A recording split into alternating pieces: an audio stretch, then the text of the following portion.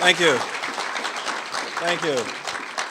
Let me first of all wish everyone a happy St. Patrick's Day and thank all of our hardworking county employees for moving the snow and for all the great work that you do in order to accommodate this well over 1 million residents in Montgomery County. Thank you. Let's give them a round of applause for the work that they do. Thank you.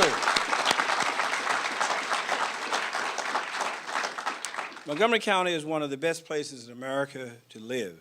It has been my honor to serve as county executive for nearly 8 years. And as we emerge from this difficult challenge of the last few years of the Great Recession, I believe our best days are yet to come. But none of this comes easy. County government spending increase over the last 2 years in the previous administration by 36% in the last 3 years. That was just before I assumed office. This was simply unsustainable. We needed to put our county's financial house in order. Then came the Great Recession. I made some very tough and difficult decisions. For the first 5 years, I crafted budgets with 0 increases in county tax-supported spending. I reduced the county's workforce by 10%. No COLAs for 3 years. Furloughs, no steps. I reduced the county's share of the employees' health and retirement costs. This alone saved $500 million with actions of tens of millions of dollars in savings going forward. I could say that I know of no county executive, no governor in the region, no mayor who did as much for as long as I did those things. My objective, however, was to protect our public schools, enhance public safety, and provide support for the most vulnerable in our midst. I also promoted initiatives that invested in the jobs of the future, even during tough times, so we could emerge from the Great Recession well-positioned to grow again and take advantage of future opportunities. We protected our AAA bond rating throughout the Great Recession, throughout sequesters and the government shutdown. Despite these challenges, the county's reserves are now the highest in the history of Montgomery County at 8.4%. Let me repeat that. They're the highest in the history of Montgomery County at 8.4%, en route to our objective, the plan for the county of 10%. Some may say, well, why we have such a high reserve? Well, technically, there is a challenge to that. We have ongoing problems that you can see as it relates simply to the weather. We have something called the wind case out there. I like to refer to it as the lose case, because Montgomery County could potentially lose up to $150 million in retroactive payments, as well as $25 million going forward to the future. We need this balance in order to sustain us going forward. The budget that I am recommending today addresses the possibilities of our challenges, but also it looks to the long term for the future as well. Let's look at the numbers. The county spending in this budget, $4.97 billion. This is an increase of $159.6 million. That is a 3.3% increase overall. The increase in FY14 was $198 million. That is a 4.3% increase. So the rate of increases this year is less than it was last year. As a teacher, a parent, and grandparent with kids in our public school system, and one whom education was the ticket out of abject poverty, there is nothing more important than a good quality education. Over the last 8 years, I've increased the county's contributions to the Montgomery County Public Schools construction by 36%. I'm recommending a historic high of $1.1 billion in county funds that is now before the county council in its capital budget. To effectively address the present and future overcrowding in our schools requires the state to significantly increase resources for our schools over and above what they've traditionally provided. Since I've become county executive, we've obtained $262 million in state construction monies. That's $60 million more than the total of the 7 years before I assumed this office, despite the difficult times that we're currently in. However, more funding is still required to meet our unprecedented, I would say unprecedented growth of enrollment in our school system. My FY15 recommended operating budget includes a record high of $2.16 million for our public schools, an increase of $79.8 million, or 3.2%.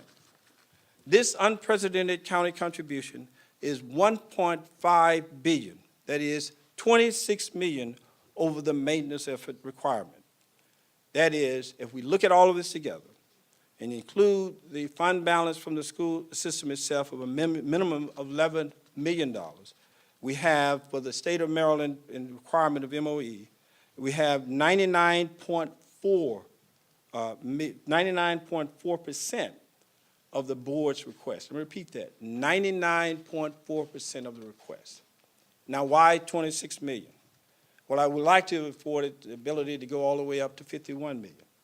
But unfortunately, we could not do that. And why we did not do it last year? Well, last year, the request was simply 11 million over the board's, over the maintenance of effort. And we thought that they had at least a sufficient fund balance to do so. We have a slightly better cushion this year. The challenge that the school system is facing this year, and the challenge of $51 million is simply too far for them to do within their fund balance. So the 26 million plus the 11 million provides 37 million, at least at a minimum, going forward for the above the maintenance of effort level. I wish we could have done more, but we simply could not do so. By the way, for those who are interested, getting to 100% is something that is rare in the school's budget. In the previous 12 years, it only happened 2 times. And so it's not something that is likely to happen very quickly and very easily. But I believe that we've made a good faith effort to try to get as close as we possibly could. That's the challenge that we face, and we hope that we will be able to get there with the cooperation of the board and all of us working together. I'm also recommending a significantly larger investment in Montgomery College. The county's contribution to Montgomery College is $110.6 million, and we're providing $11 million for the college over the maintenance of effort level. That is an 11% increase from the 110 to the 100 million we had from last year. Now, one of my top priorities is safer streets, and right now the streets in Montgomery County are safer, in large part because we provided the added resources to help reduce crime. Between 2007 and 2014, while our tax-supported county government budget went up by only 12%, our police spending, the budget within the police department, went up by 28%. Despite our difficult economic challenges, we were determined to ensure that we provided safe streets. I increased full-time positions in the police department, sworn and civilian, by more than 100 people. My recommended budget includes an $11 million increase for our police department, 23 additional officers, and 2 forensic scientists. This increase is part of a multi-year plan to add 120 new sworn officers and 23 police civilians for a total of 143. All crime in the county are down by 26% over the past 7 years, almost 3 times lower than the national rate of 9%. I would like for us to give our police department, all the men and women who work there, a round of applause for the tremendous work that they do.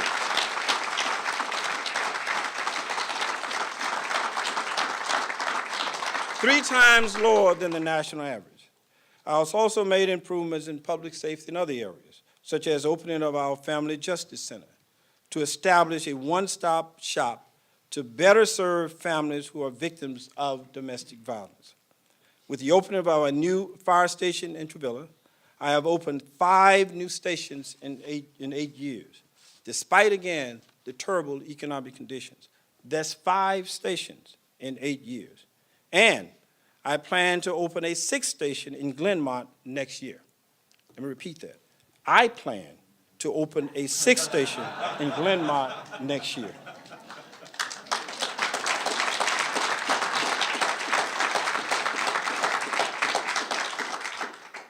In the 12 years before I assumed office, when the county was booming, the county spending was way up. We only provided 2 new stations in 12 years. we're providing 5 and 8. Over the past 7 years, fire and rescue response time has improved dramatically. Montgomery County civilian fire deaths dropped from 13 in 2009 to 2 in 2012 and 3 in 2013. Most of these fatalities were among the older residents of our community. To address this troubling fact, I added $100,000 in the fire and rescue's budget to strengthen our ongoing outreach to our seniors in the county who are most at risk for fire death. We have one of the top library systems in the nation. More than 600,000 county residents have library cards. Due to the recession, the Department of Public Libraries saw the deepest cuts, 26%, between 2007 and 2012. Now, over the past 2 budgets, I started the process of rebuilding the most essential library services: hours, materials, and staffing. Just a few weeks ago, we reopened the renovated library in Gaithersburg, and this past Saturday, we opened Only Library as well. My recommended budget continues to restore funds for the services of our libraries. I've added and included in this budget 6.7% increase from FY14. The recommended budget among all library sources for all the things we've done in the last 3 years will be a 30% increase that would get us right back to where we were in 2007. In the fall of this year, we will celebrate the opening of the new Silver Spring Library, and this budget includes the funds to fully staff this long-awaited facility. In addition, I am continuing my efforts to increase services to library patrons around the county by increasing hours at 11 library branches. Altogether, public library service will increase by at least 5%. The county's Police, Recreation, and Health and Human Services Division have been working closely together with community groups in my Positive Youth Development Initiative, that is, aimed at risk youth in our county. Last year, I added a 6th middle school site for our award-winning Excel Beyond the Bell program in middle schools, and added a summer program component at Excel middle schools as well. This year, I propose expanding Excel to 2 additional sites at Watkins Mill and adding a high school sports academy as well.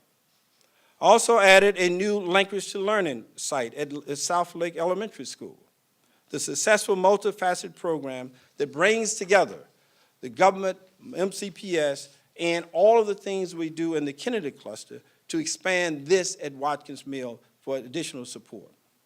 In addition, as part of our community grants to our nonprofit partners, I am proposing to add $2.2 million to 59 grassroots organizations engaged in positive youth development in the county. My recommended budget expands our efforts to make Montgomery County a community for a lifetime, and that certainly includes our seniors. The F14 budget included a variety of enhancements for service to our seniors, and we are building on that.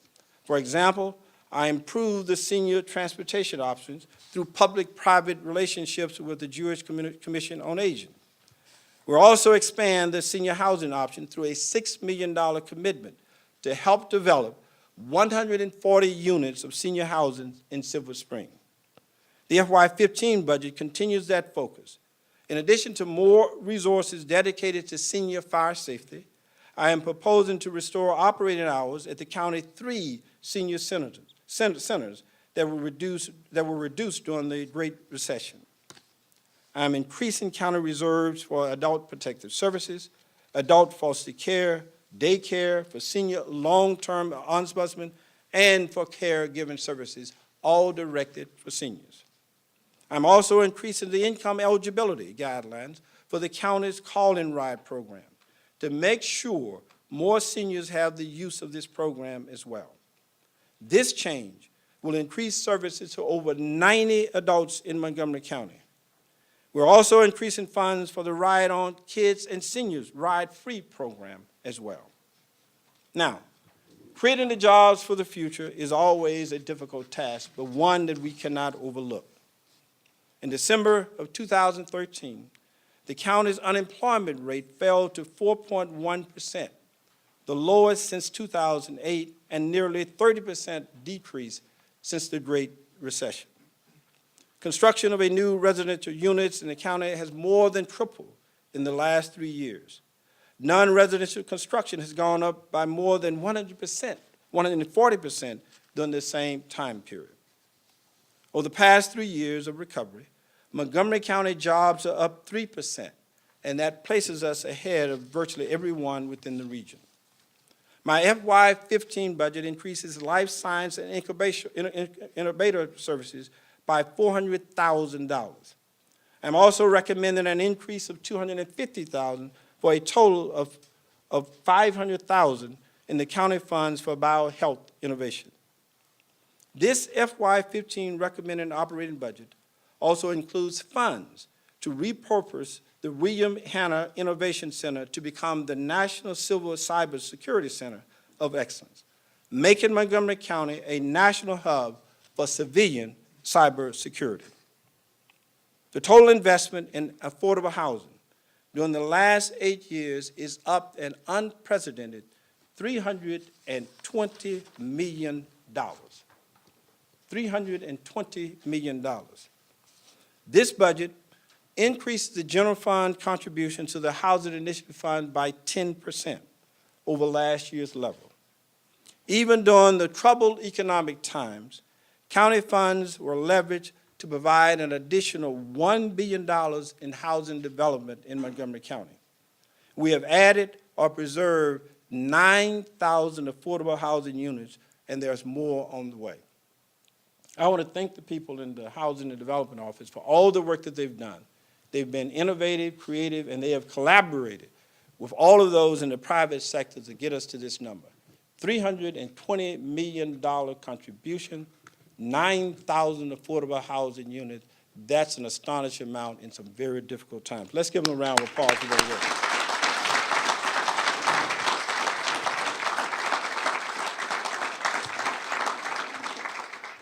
I've included in my recommended budget significant additions of resources for a variety of health and human services challenges, for behavioral health, and for other critical safety net services.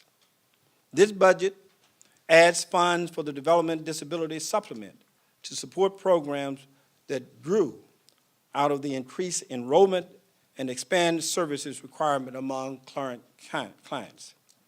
It provides nurse monitoring services to more than 2,000 seniors and disabled clients, and it helps us to deal with a number of challenges through our waiver program with the state new Medicare services, community first choice, and increasing mental health funding as well. In keeping with my belief that our county's diversity contributes to the strength of our county, my recommended budget increases county funding for English language adult literacy by 10%. Combined with the amount that we provided last year, we're now $200,000 over the year before last. In addition, this budget increases county funding for the arts and humanities by $440,000, or more than 11%. I have made partnership with our nonprofit organization an important hallmark of my administration, and this recommended budget reflects that in many, many ways. I'm increasing the funds for the community grants by $970,000 for a total of $5.5 million. Let me just mention a couple of the areas that I think that are important for us that support much of what we are doing. As a Vietnam veteran, I know how much we owe to those who have served and to the families who helped those who served. That's why I established the first ever County Veterans Commission to help our county better support the servicemen and women of our community. And in this budget, I am providing funds to strengthen outreach services for the mental health hotline that the county established several years ago in partnership with the Mental Health Association of Montgomery County. Another grant, it's a new grant, will help support the project of the Team River Runners Incorporated to support therapeutic kayaking for disabled veterans, designed to strengthen both their mind and their body.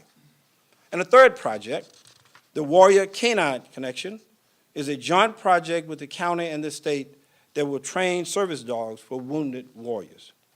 Can I ask the representatives of these three groups to please stand, and please, let's give a round of applause to our great veterans for all they've done. Thank you.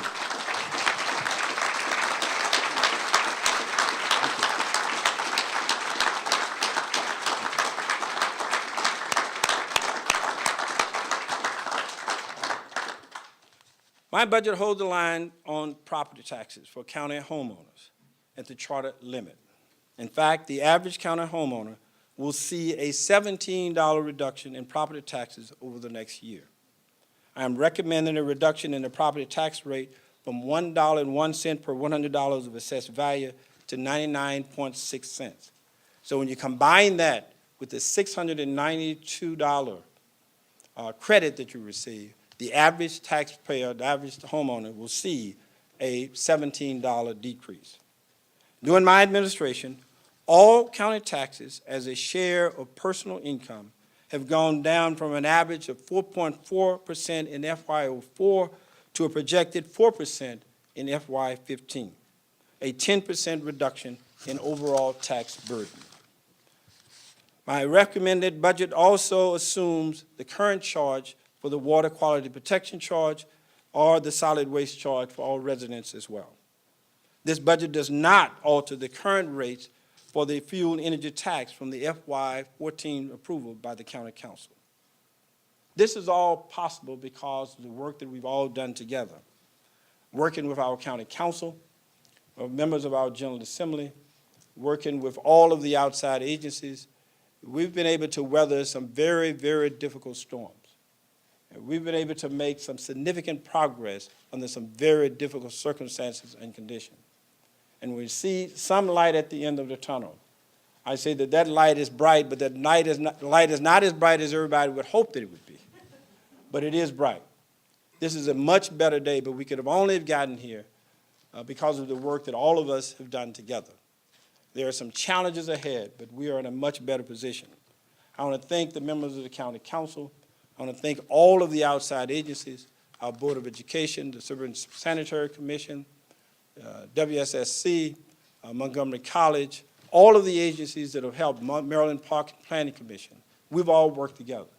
But the person who led the charge and helped us through this very difficult and transitional period has been the head of our Office of Managing Budget. Let's give a round of applause. Jennifer Hughes and her staff.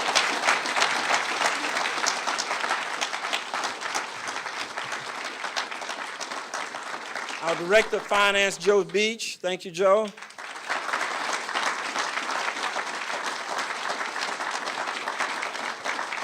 And the person who runs all of these operations, Tim Feinstein. Thank you, Tim, as well.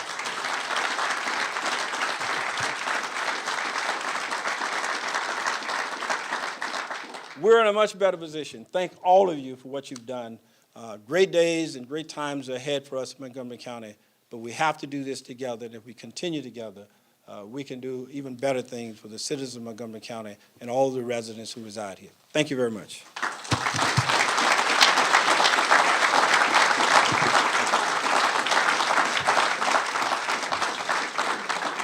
This is a news conference, so we may have a chance for a couple of questions, but otherwise we'll be around online. Are there any general questions that need to be asked? If not, we'll deal with them later.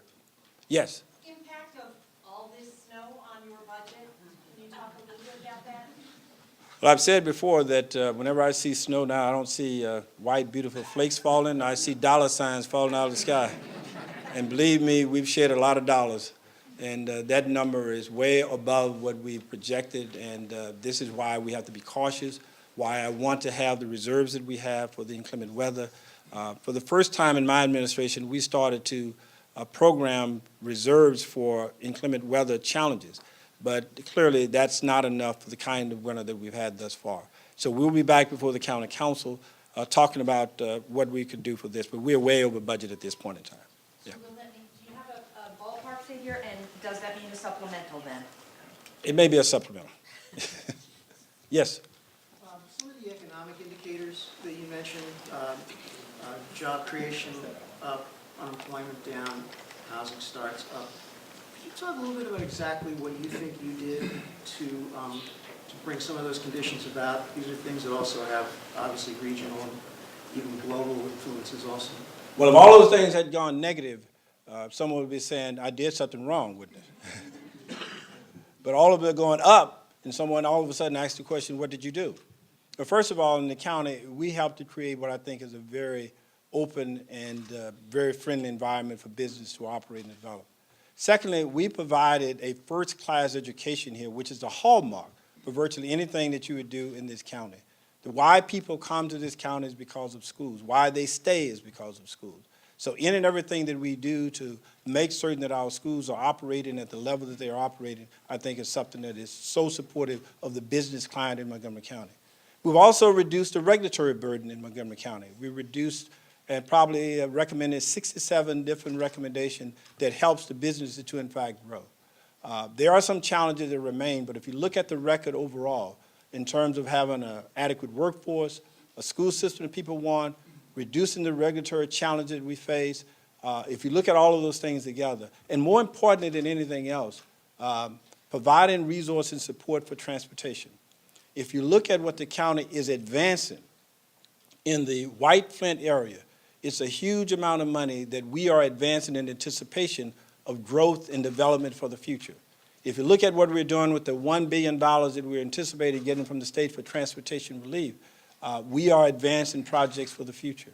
So all of those things are done by local government. Without that help, without that support, it would stagnate business in a way that I think would be unacceptable. Okay, no further questions. Again, thank you all for coming out. Thank you.